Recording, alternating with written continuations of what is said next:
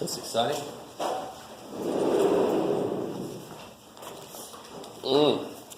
Oh my gosh, it's been forever. So let's see. This test goes from chapter 4 through chapter 7. Holy shit. Yeah. Because that's the last thing we did was talk about how the standard deviation changes. Remember that? You guys remember? All right, let's go over the formulas and see if you remember. So it starts from, I'm sorry, did I say chapter, 4, good. It starts from the x, p of x stuff. Oh, boy.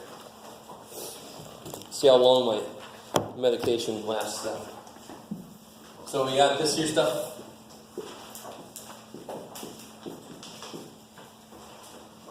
Remember that? Yeah, I do.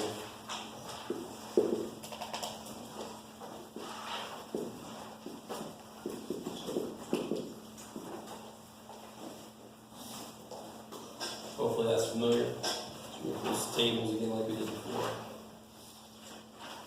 Right, so this is discrete stuff. So it started with, how many TVs do you own? 0, 1, 2, 3, 4. X, and then P of X would be the percentage or the probability of somebody owning that many TVs. So it's discrete. You can only own 0, 1, 2. You're not going to say, I own 1.4 TVs, because one of them I only watch 40% of. And then we got into binomial. And that's also discrete, because it would be the probability of liking a certain kind of gum. So either you like it or you don't. And you have 10 people, how many could like it? 0, 1, 2. You can't say, well, I sort of like it. On Tuesdays, I like it. I have tea on Tuesdays. It's good. No. Either you like it or you don't. Right?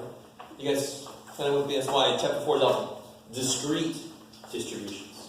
0, 1, 2, 3. It's not continuous yet. So the binomial stuff was this stuff here. Remember the choose? That's a little Q dude there. And then we had the best formulas ever.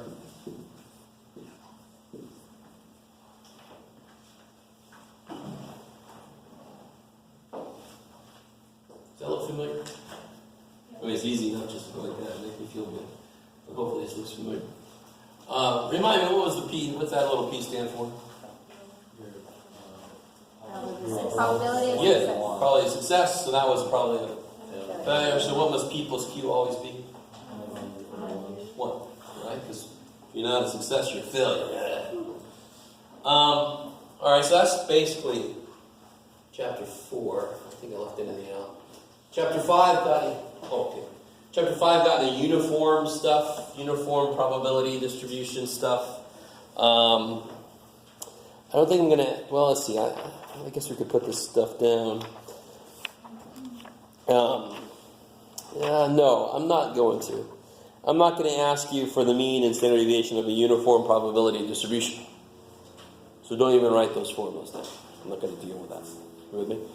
But uniform distribution was when I drew what kind of shape? Uniform distribution. A rectangle, there you go. Right? So if I tell you that it goes from 5 to 10, then you know how tall it's going to be, because overall the area has to be 1, because it's a visual representation of probabilities. So all the probabilities together have to make 1. So please let that make sense. Right? There's no formulas really to write down for the uniform probability distribution. It's just finding a bunch of areas of rectangles. Right? Please let that be easy. Please. And then we move into normal distribution stuff. Right? And that's where we start really using the z-score. We had z-score formulas on an earlier formula sheet, but we might as well write them down again. Right, so there's a formula. And we also have the one for the backwards way. This is if I know my data point and I want to make it into a z-score. Or what if I know a z-score and I want to make it into a data point? I can use the backwards formula, right? And remember, what's the question I'm going to ask on every single test? Yeah, what does the z-score tell you? And right here, this is the formula that actually, if you could read it in English, is the answer. to that. The z-score is the number of these, the number of standard deviations from the mean to the data point. So how do I get to a data point? I start at the mean and I go this many standard deviations. And you're all like, yeah, whatever you say, man. Just memorize that, or even better, understand it. So then you can just tell me what it is, right? Or memorize the shit out of it if you have to, what the hell. If I ask you, what does the z-score of negative 1.9 tell you about a data point? Then I want you to be more specific. So what's the z-score of negative 1.9 tell you about a data point? If it's a test, are you happy? No, because you are way below the mean. How far below the mean are you? Well, 1.9 standard deviations below, so the negative would mean below the mean. Are you guys with me? So how would I answer that? I would say the data point is 1.9 standard deviations below the mean. So if it's a test, damn. If it's a golf score, yeah.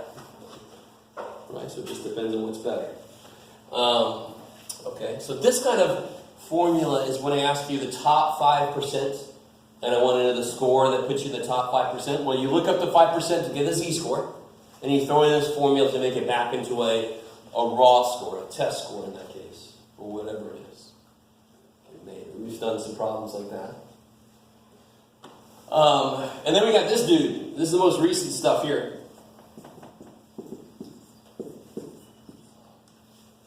Right, so this is if I take a sample of size whatever. This is the new standard deviation for those samples. So I desperately want to make this make sense. What does this tell you? Cool, but what's it tell you? Can you answer the question? That would be a question I could put on the test. Why not? So what does the standard deviation tell you? How far away you are? No. You're missing a certain word. If you had one word, it would almost be perfect. The average distance from the mean to a data point. So z-scores use that. We say, find the average distance from the mean to any data point. So if it's really spread out, really far, then that's going to be big. If your data is not very spread out, it's going to be very small. You guys kind of with me?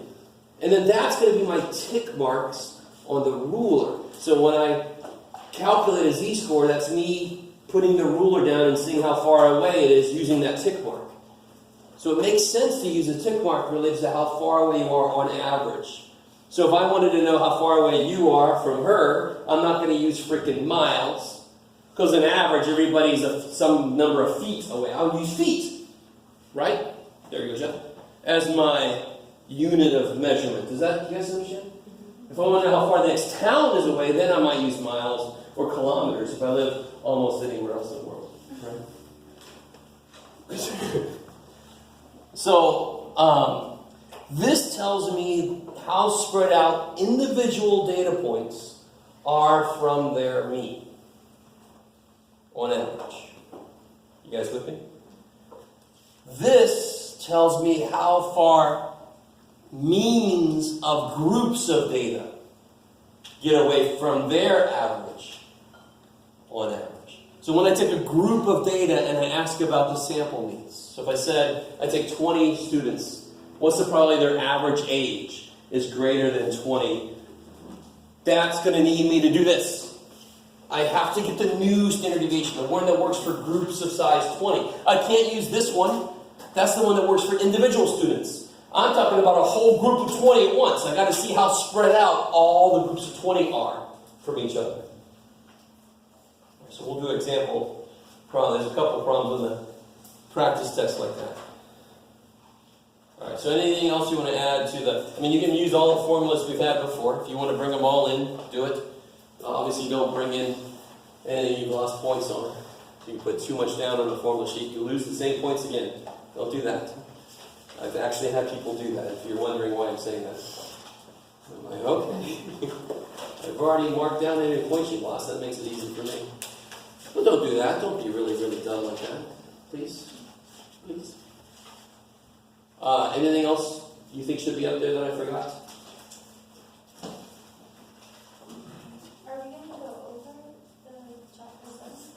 hey, this is just making the formula sheet. I figured I'd like to start with it so I don't forget it.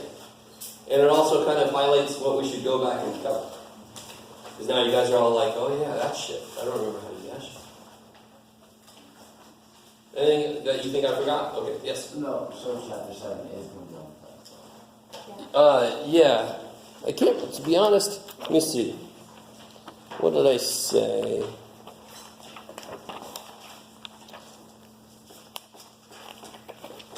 Oh, let me see. What did I say?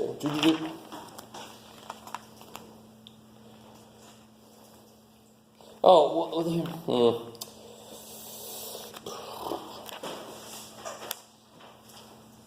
So we covered this, right? In fact, we did some problems using this. Is that true? No. You just You told us that said we that weren't gonna do it. chapter 7 we weren't going to do it. You went over the idea, but we didn't do anything. All right.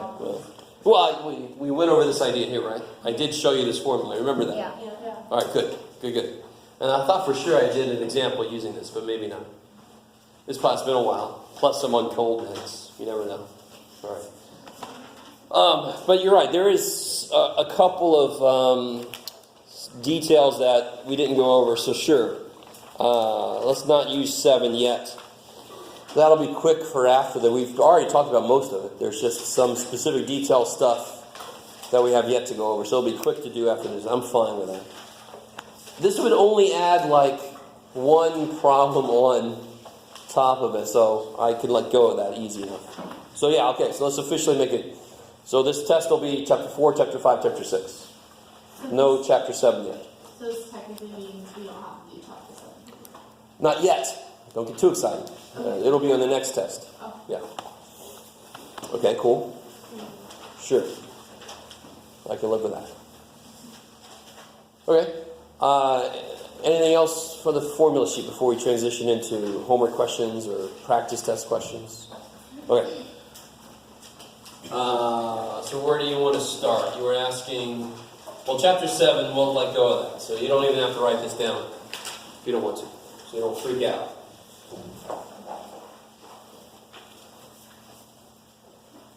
Okay. So where do you want to start? Most of you have the practice test. Not really sure why I ran out of those.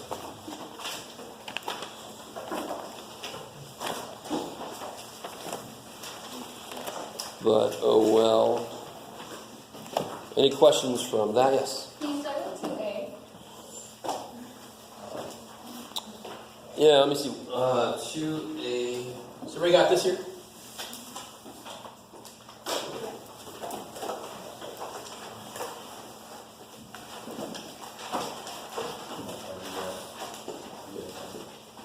What 2A say? I gave all mine away.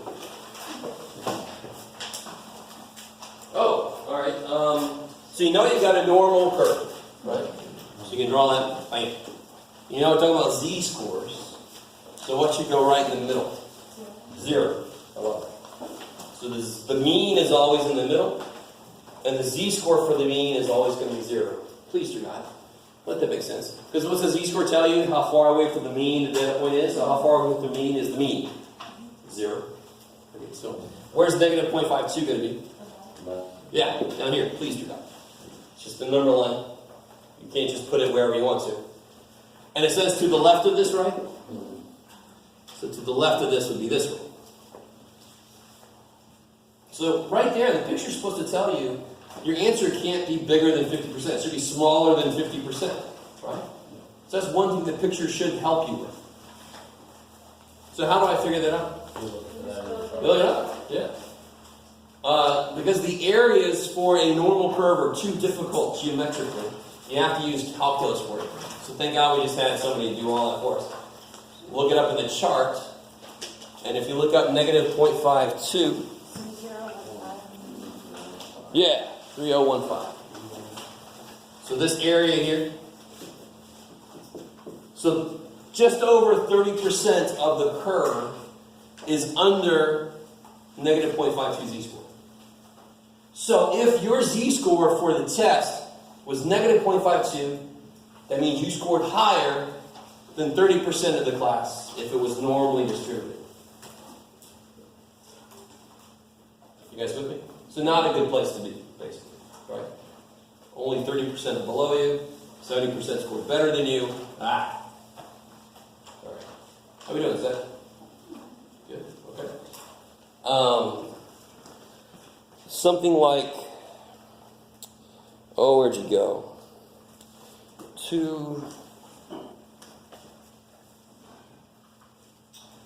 Oh, here we go. Like 4C would be the backwards formula I was talking about.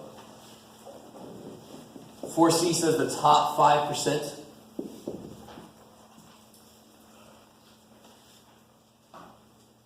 So I've given you the area, 5%, top 5%. And I know I put it there because that's the top. That's the top 5%. So I'm going to use the chart to help me. That's the area. So I want to look up the z-score. But what do I have to do to help the chart help me? I can't look up 0.05 because it's not going to give me the right thing. It's going to think that I'm talking about this 0.05. I'm not talking about that 0.05. You look for the closest one to the point. Subtract 1. So how much area is below this? 0.95. 0.95. Now that's going to be something that the chart can understand. If you look up 0.05, you're going to get the negative answer of what I want. This is going to be symmetric on the other side of the 0. So if you look up 0.95, I should get the z-score that I want. And then how do I change that into an x-score? How do I change that into a raw score? That's where I use this guy. So normally, so a classic z-score problem is one where I give you an x-score, right? You change it into a z-score. How do I change it to a z-score? What do I use to change an x into a z-score? I probably use the z-score formula, right? So here, normally what we do is I give you an x-score, you change it into a z-score by using this formula, and then you look up in the chart the percentage. Cool? Can you do that? Yes.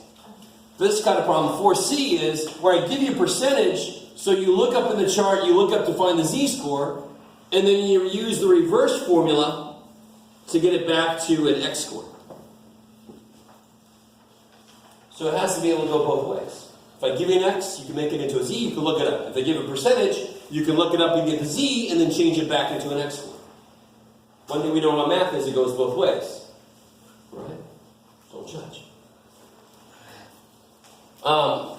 So it's just to make up a different problem than what's on there, since I got all the answers already. Let's say that the average, what do you got, Jeff? The average number of Tylenol taken by a stat student in a semester is 47. Or your pain reliever of choice. Not including alcohol, I guess. That's on the side. Don't take alcohol and Tylenol at the same time, kids. With a standard deviation of 6.98. You with me so far? And let's say that this is known to be normally distributed.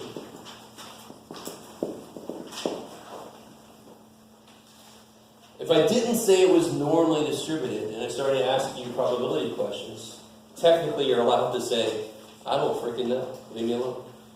Because you can't use the z-score chart unless you know it's normal. It's like, oh, that's what it's built for. It's the normal curve. If it's something, if I don't know it's normal, it could look at anything. And then the probabilities could be almost anything. So say the question is, what's the probability that I get a student that takes less than 35 Tylenol in a semester? So this is a classic z-score problem. This has got to be your bread and butter right now. Bread and butter. What do I mean by that? Because I don't know. Is that phrase too old nowadays? I don't know. I feel like it's from the 30s actually, and I'm not really from the 30s, but like relative to you feel like I'm from the 30s. But bread and butter. This should be like your go-to norm. This is the standard. This is fantastic. It's like 3 + 5 shit. So what do I mean? I know it's normal. I know how to draw that. I know the mean and standard deviation. Fantastic. Right? So if you draw the picture first, that might get you going in the right direction. What goes in the middle of the picture? What is that? Beautiful.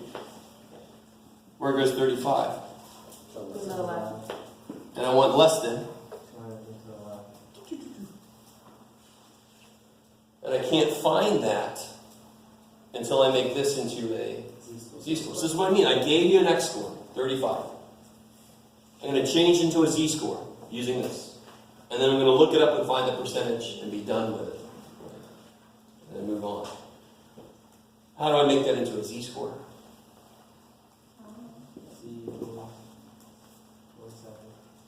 Careful.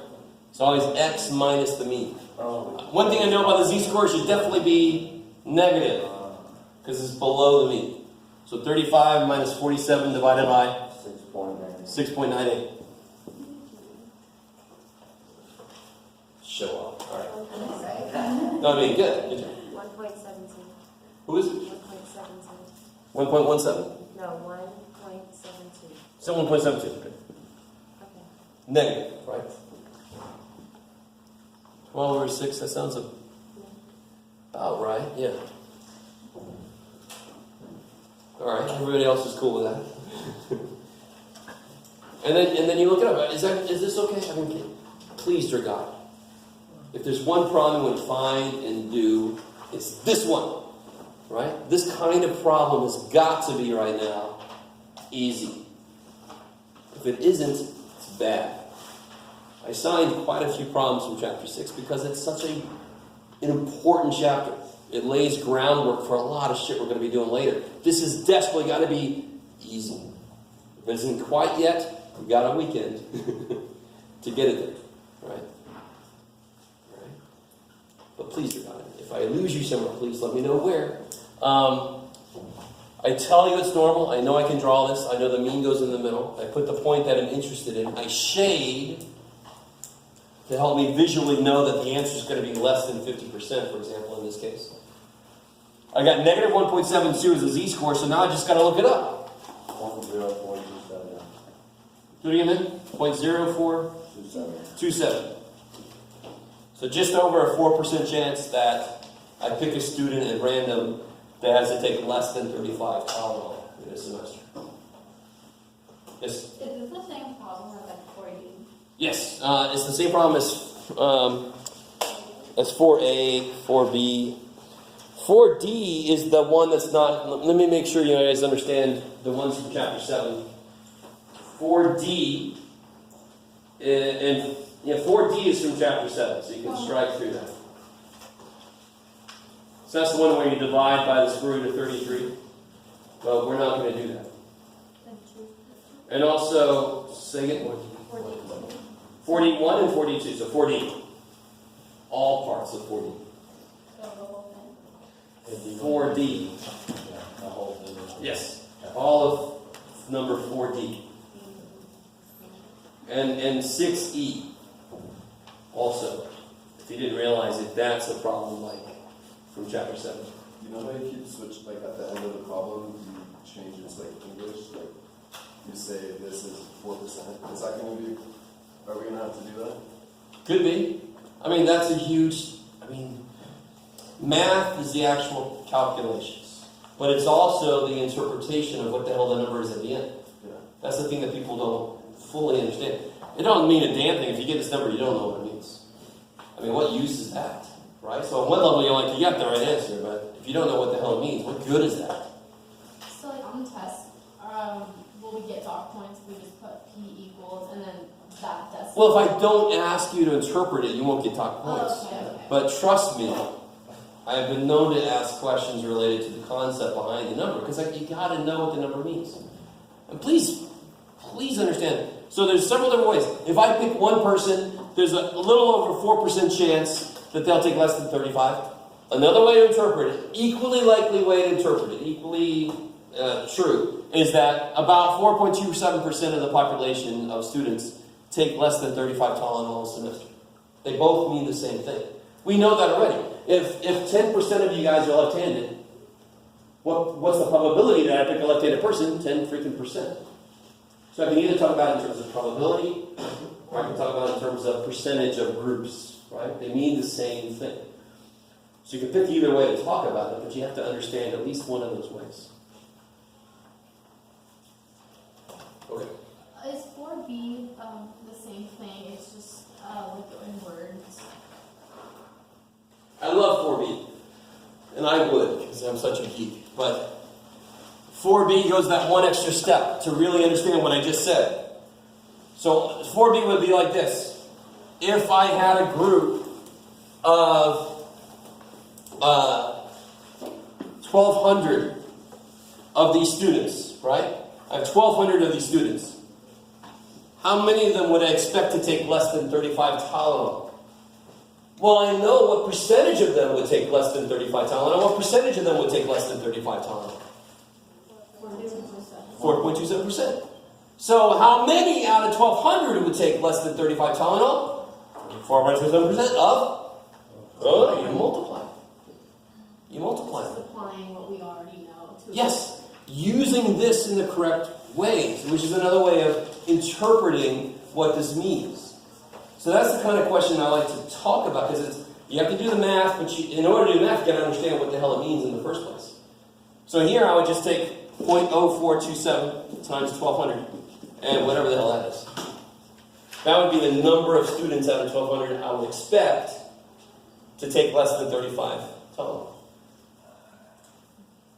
So that's just realizing what this number means. This number has a meaning. And a lot of times students just get answers and they're like, well, this is math. There's 1137, there's 7259. Just numbers floating out there. It's just insane. They have meaning. They mean something. Okay. So that's like 4B. 4B, just take 2,000 times your answer to what part? Because what's 4B? 4-1. What's it 4B? 4-8. Sorry, I think. 4-1. Yeah, 4B. 4A1, yeah. How many would be expected to have a test score greater than 315? Well, you know the percentage from the first part of A. So you multiply that by 2,000 to get part B. So people do all kinds of weird stuff on part B, and I don't blame you on one hand. On the other hand, that's why I put that problem down there, to really make sure you guys understand how to interpret the number we get here, what that means. Yes? So I got the answer is 51.24. I just don't know how that makes sense, because 42.7% is close to 50%, and that's not close to. Well, so wait a minute, how'd you get that number? I did 0.0427. No. Oh, I'm sorry. Oh, here for this one. Yeah. Oh, okay. So what? I'm sorry. Do it again. So you have 48. So it looks like what'd you get? 51.25. Okay, 51.25. Sure. I'm just confused because that's not close to half of 1,200. Why is that got to be half? It's supposed to be 4%. Oh, it's 4%. Okay, I was thinking it was 42%. Never mind. Oh, I'm with you. Okay, good. Never mind. I like it. Okay. You're good. I like that. You're just trying to estimate what the answer should have been. Yeah. You just forgot the O there. Yeah, I'm with you. Yeah. Okay. Nothing wrong with trying to estimate. It's beautiful. Yes. What's the difference between 5A and 5B? Oh, okay. You guys don't like this. 5A says the probability of X equals 22. 5B says probability of X is less than 22. Oh, shit. Because as some of you guys realize, if you do that directly, that would so desperately suck. So for, sorry, which one was it? 5A? It's probably X equals 22. So you just got to set up one of these formulas just one time, right? For 22. Cool? Binomial CDF PDF shit is not good enough to write as work. That's not your work. The calculator's doing all the work. Calculator passes the class, all that kind of shit, my normal standard joke there.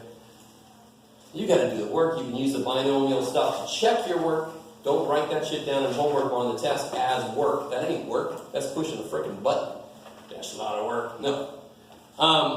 So you just plug a 22 into the formula.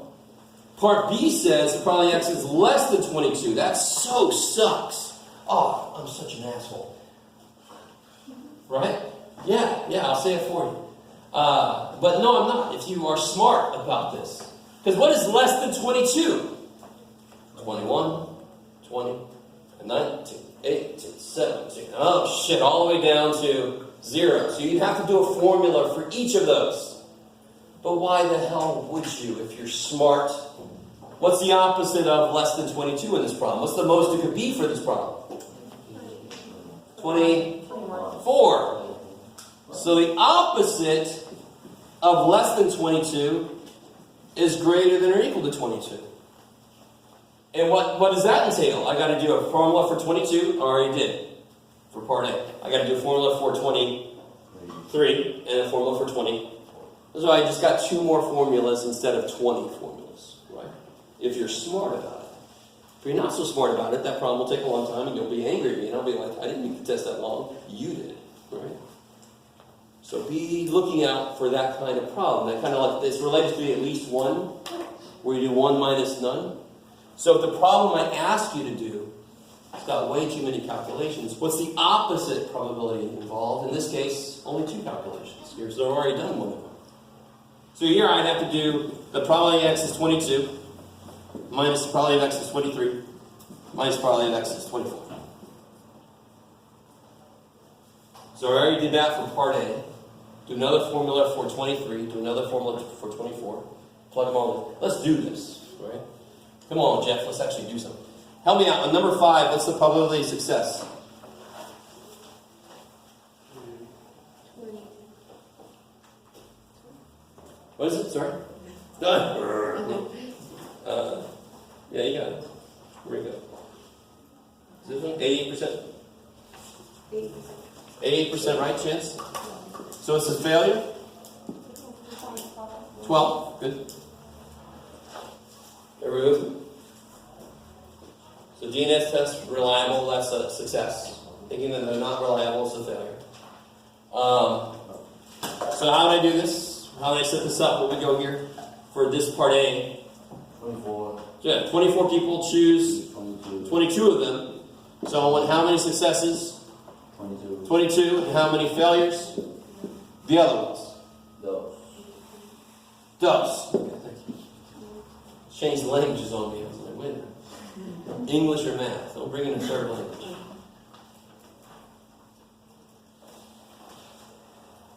And then that you just plug in the little calculator.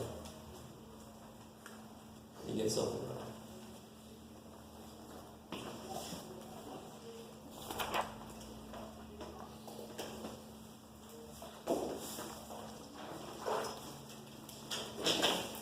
I get, what do you guys get? 0.2387. Good. So you should be getting 0.2387. So almost a 24% chance of getting 22 people out of 24 that think DNA testing is reliable. Yeah, I like it, I like it. Now, do you guys see what's happening out here? If you guys see this. So the probability x is greater than or equal to 22 is probability x equals 22 plus 23 plus 24. So the way I'd written it at first had the minus distributed throughout. So I've already got this number, 0.2387. How do I get this number? How do I get this probability here? Yeah, just put a 23 instead of 22. I don't know if you guys really get what's going on. So how many people could think it's reliable? None of them, 1 of them, 2 of them, 20 of them, 21, 22, 23, 24. My original question was, what's probably it's less than 22?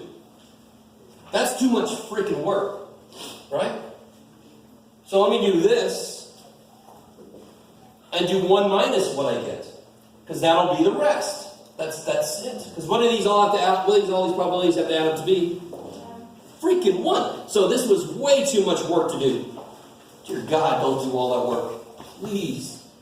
Do the opposite, 1, 2, 3 things. Only 2 things, because part A was one of them. And I love to do that kind of thing for you. So you got 2 things to work, and then subtract it from 1, and you get the rest. Please let that make sense. Please. Since they all add to 1, 1 minus this must be this. And that's the question. What's probably x less than 22? It's all these. So then you just put a 23 in the formula, you put a 24 into the formula, add them all up, and then take that away from 1. That must be what's left. That must be the rest of it. So to do this one, it would be 24 choose 23, 0.88 to a 23, 0.12 to the first power, right? And for this one, it would be 24 choose. 24. 0.88, all successes, and how many failures? None. None, because they're all successes. I want them all to be. I want all 24. So you take that, plus this, plus this. That's the opposite of my question. Then you do 1 minus that. That's my question. That's the answer to my question. Why did you have negative minus? Oh, because I distributed the minus at first. But I figured maybe this would make more sense. 1 minus the opposite situation. That's okay. What's up? Okay. Yeah. Can you draw 6/8?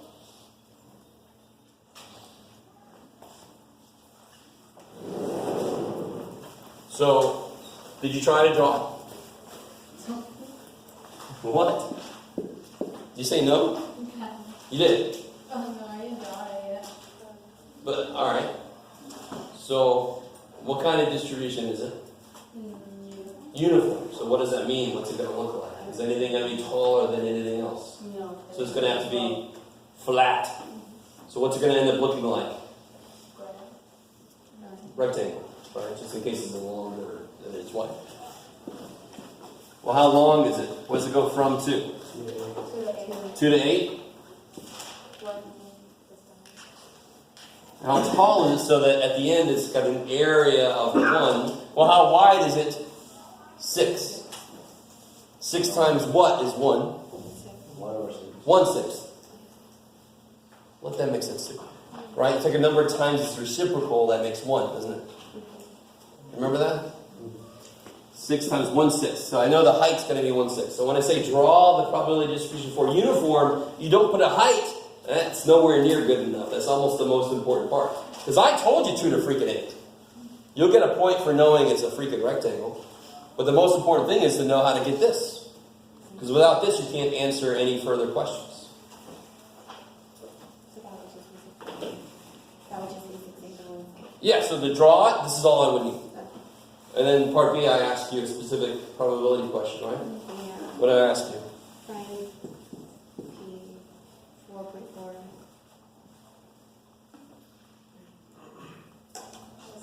Less than X. Less than 4.7. Alright, so can you put that? You guys like redrew it entirely and made a different height. No. You set up the distribution. So it's probably 4.4 to 4.7. Here's 4.4 roughly, here's 4.7. So now I just have to find the area of that. Do you see how that's a lot like what we do with the normal distribution, right? We draw the normal with the mean, and we find the 2, and then we shade the middle. It's just that I can't do that geometrically, because I don't know what the hell the formula is for, well, I do, but in general, we don't know what the formula is for the area under this freaky-ass curve. Here, I got a rectangle. Oh my god. It's beautiful. How do I find the area of this rectangle? Well, how wide is it? 0.3. Times how tall is it? 1/6.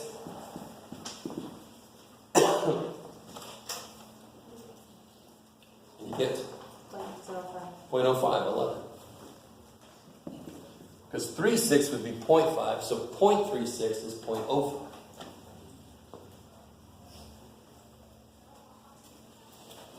So please let uniform probability problems be easy. If I ask you, I don't remember what I asked you. Did I ask you probably x equals something? What would that be? People get this wrong all the time. 5 times 1/6. But I want to go from 5 to 5. So how far did I go? 1, 0. 0. 0 times who gives a shit is 0. So you got to have some kind of a length to have any probability here. The probability of a single number, since there's an infinite number of numbers here. Do you guys realize that? There's an infinite number. So the probability of any specific number happening is effectively 0. It actually isn't 0. It's something called iota, which is almost 0. But effectively, it's freaking 0 for most of us human-type people, right? It's freaking 0. So that's what this means. There's no area. So then there's got to be 0. How would you find the standard deviation? Oh, that was that formula that it's in the homework, and it's the square root of b plus a divided by 12, right? If I remember correctly. B plus a or b minus a? I can't remember. It's just a formula to plug in. It's the standard deviation formula for a uniform distribution. That's what it is. It's just a formula you plug stuff into. I'm not going to be asking questions about it on the test. But it's on. It is on the practice test. It sure is. Just to make sure you know that it exists, in case you missed those questions in the homework. Yeah. So it's just plug and chug. So I would just plug 2 and 8 in there, divide by 12, take a square root. That's the standard deviation. It's crazy. I love it. Most of you guys are like, why did you put that down? Because I want you to know it exists. Every distribution that exists, there has to be a way to figure out its spread. There has to be. We know that's true. So there, I just want you to know it exists, but I'm not going to be asking. It's not that important, to be honest. Yeah.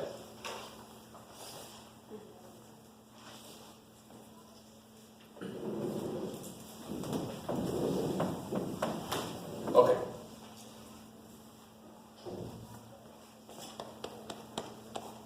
How do we get the height again? For the rectangle?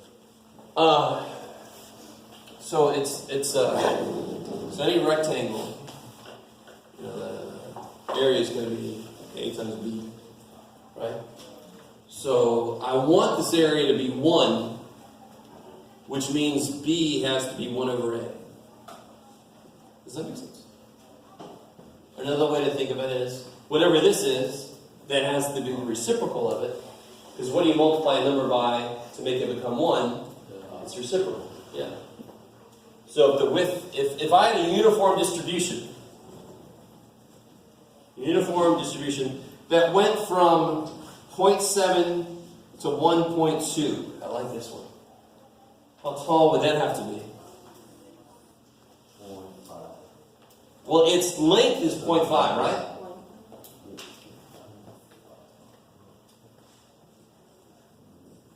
So how tall would it have to be to make that become 1 area? 1 thing. You guys know what's 0.5 as a fraction? 1.5. Yeah, so the reciprocal is That's 2. Yeah. So whatever the length is, the height's going to be the reciprocal of that. Please make it make sense. Does it make sense the area's got to be 1? Why is that true? Why is the area got to be 1? Because it's the same thing as saying that when you it equals 1. What is this a picture of? What is this a picture of? I love it. You guys are like, a box. What do you want from me? Well, we know what this is a picture of. This is a picture of all the probabilities. And the whole area would mean all the probabilities. So what do I get when I take all the probabilities and add them up? I get 1. So of course the area has to be 1. So whatever the length is, the height's got to be the number that I multiply by the length to get 1. Okay, so it's the reciprocal. Right? I love you guys. This is one thing you should be coming out of algebra with, understanding very, very well. But maybe not. How did you, alright, just attack you with algebra because now I want to. How do you solve this?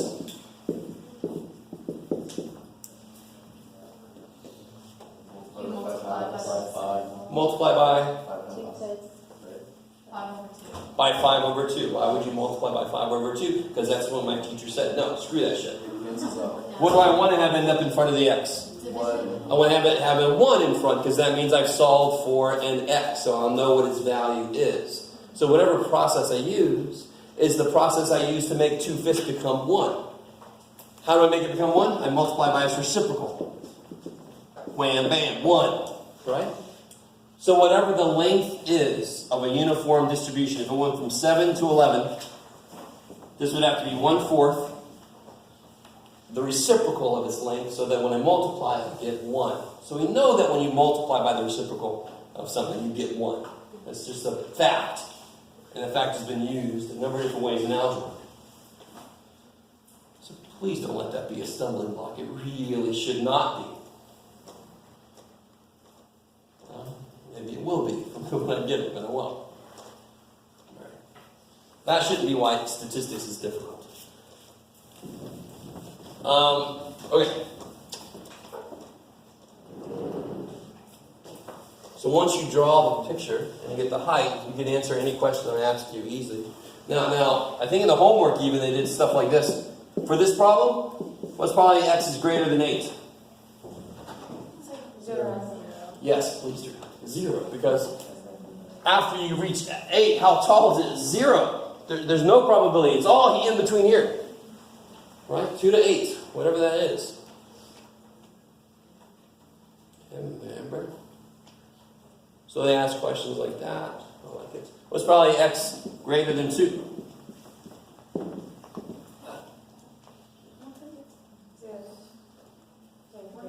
100%. 1 or 100%. Because what's greater than 2? Everything.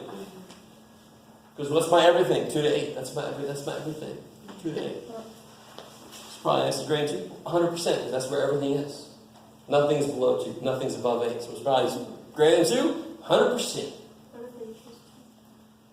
Probably x equals 2 is 0. Because it's got no area. Poor little dude. Oh, same thing. Since any single line has no area, including it or not doesn't change the answer. Good question. I'm not going to get into the meta geometry here. No, let's not do that. Okay. Let's see. What are the weird stuff?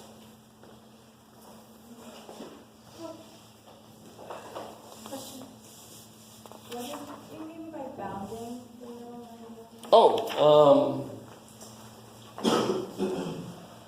So I could say, like, if you look at college guides, very often they'll tell you the middle 50% GPAs or something. So what are the GPAs bounding the middle 50% would be Q1 and Q3, right? So bounding the middle, what was it, 91%? So all that really means is this. The middle 91%. And that's important because, and here's the thing. For this problem, the chart only understands areas that are where. The chart, when I look up a z-score, it gives me area, right? Where. The area where. So if I look up a z-score of 2, it gives me an area. Where is that area located? Below 2. Below 2. So it only understands areas below z-scores. So if I look up 0.91, I'm going to get the z-score related to this, which is not the same as that.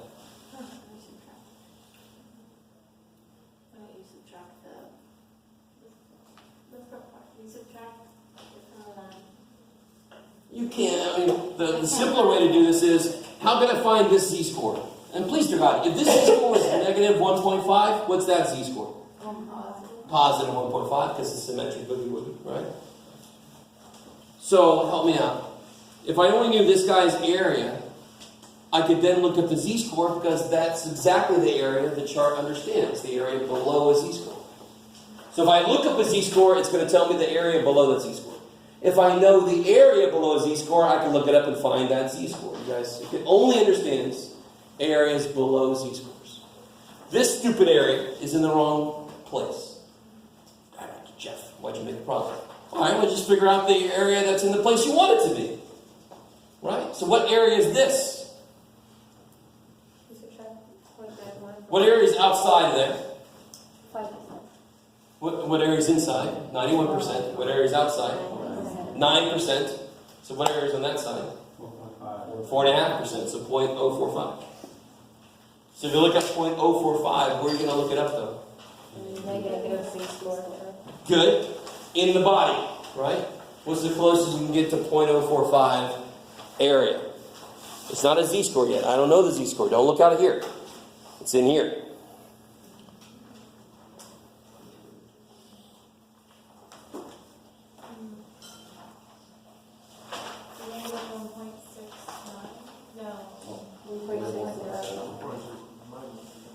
Which one was this again? Yeah. Which one? 3. Which one? 3. 3. Okay. So what'd you guys get? Negative 2.6.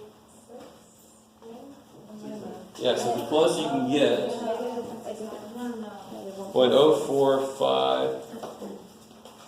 Closest I get is 0.0446. Yeah. Negative 1. Negative 1.70. I like it.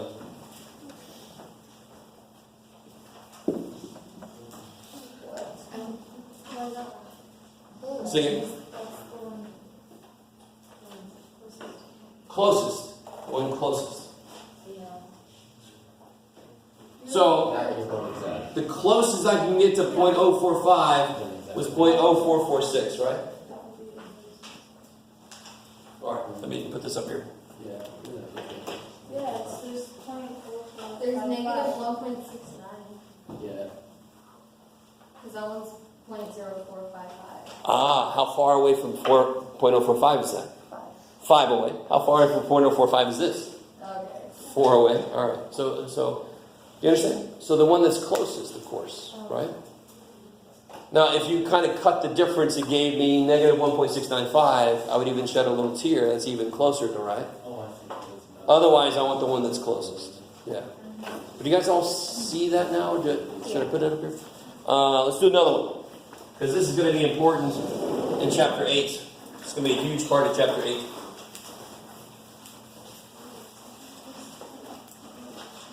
What about the middle 95%? I'm sorry, let's make it the middle 90%, yeah. Middle 90%.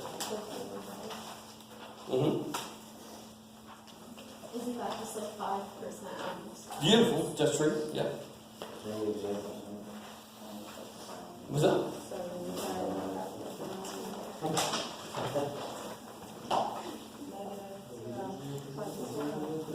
Nope, come on now, guys. It's not 0.5. 90%, so there's 10% outside, so there's 5%, which is 0.05. Not 0.5, it's not 50%. You guys had wishes at the checkout counter when it was a 5% discount. They give me the 50% discount. Like, awesome. I cry a little bit because you don't know how to laugh because I save a lot of money. 1645. Beautiful, right? So I mean negative 1645 and positive 1645. That was one that was exactly, right? Because then you follow a little asterisk. I mean, that's the 0.05. The closest you get to 0.05 is right in between, right? I think it's 0.0495 and 0.0505. Yeah, so it's perfectly in between, so you average them out to be 1.645. Let's do one that's a little bit weirder. What about the middle? What, Jeff? The middle 71. Yeah, that's gross.